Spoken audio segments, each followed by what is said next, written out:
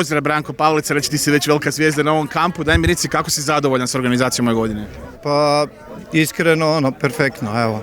Nema ni jednog detalja, nema nikakvih žalbi roditelja, a to je najvažnije. Djeca samo po sebi, oni su uvijek sretni čim je lopta blizu, teren, igra. Međutim, uvijek osluškuješ onako šta roditelji misle, oni su oduševljeni i to mi je nekako najveća satisfakcija. Daj mi reci samo kratko, da te ne zadržavam predugo, kako objašnjavaš ovaj rekordni broj posjetitelja ove godine? Pa dobro, ima tu više čimbenika. Mi od prve godine, od 2018. rastemo. Znači, ni jedne godine nismo imali manje, ne?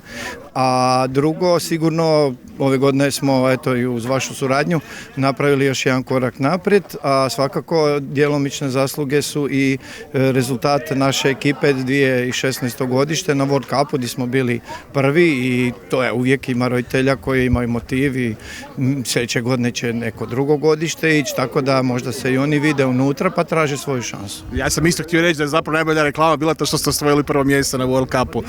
Daj mi reci samo za kraj, znači zadnji dan treninga, da li imate pripremljeno neko svečano zatvorenje ili?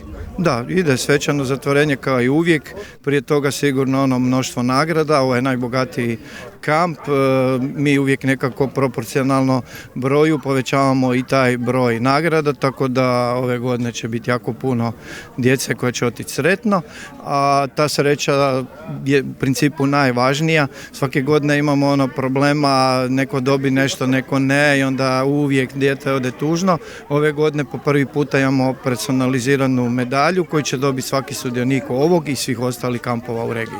Izvrsno, hvala ti puno na vremenu, Branko. Hvala.